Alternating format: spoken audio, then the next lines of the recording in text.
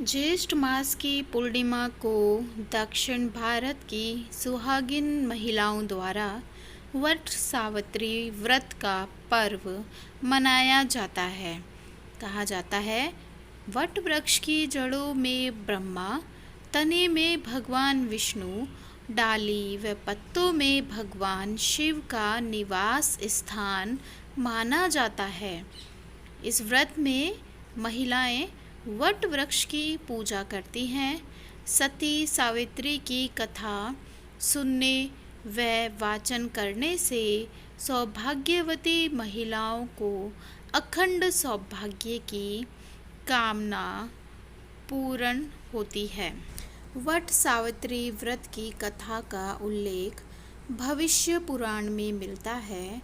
वट सावित्री के नाम से ही पता चलता है कि यह व्रत सावित्री देवी द्वारा शुरू हुआ था।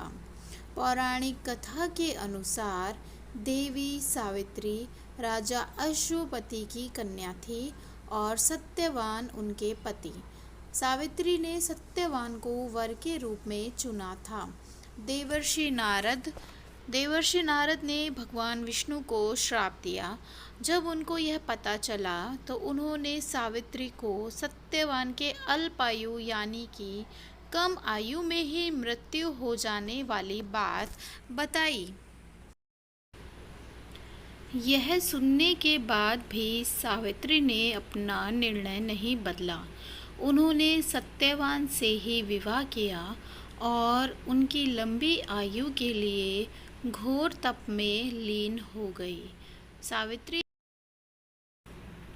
बरगद के वृक्ष के नीचे सत्यवान के लिए कठोर तपस्या की, परंतु तपस्या के पूर्ण होने से पहले ही अंतिम दिन यमराज प्रकट हुए। यमराज ने सत्यवान के प्राण हर लिए। उनकी आत्मा को यमलोक ले जाने लगे, मगर सावित्री भी पीछे नहीं हटी और यमराज के पीछे चल दी।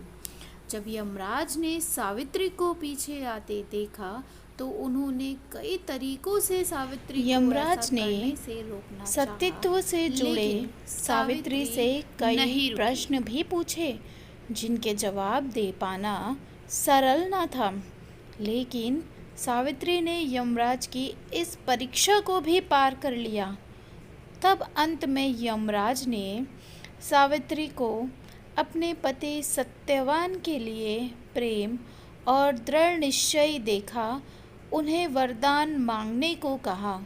सावित्री ने बड़ी चतुराई के साथ सत्यवान से 100 पुत्र होने का आशीर्वाद यमराज से मांगा।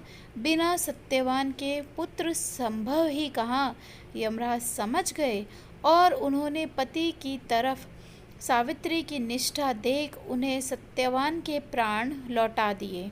तभी से यह ज्येष्ठ मास की अमावस्या के दिन वट सावित्री व्रत का चलन शुरू हुआ। इस दिन सावित्री सत्यवान की कथा सुनने से अखंड सौभाग्य मिलता है।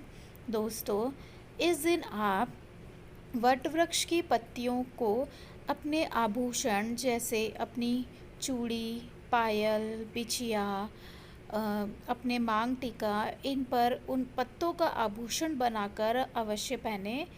यह आपको अखंड सौभाग्यवती होने का वरदान दिलवाएगा। धन्यवाद।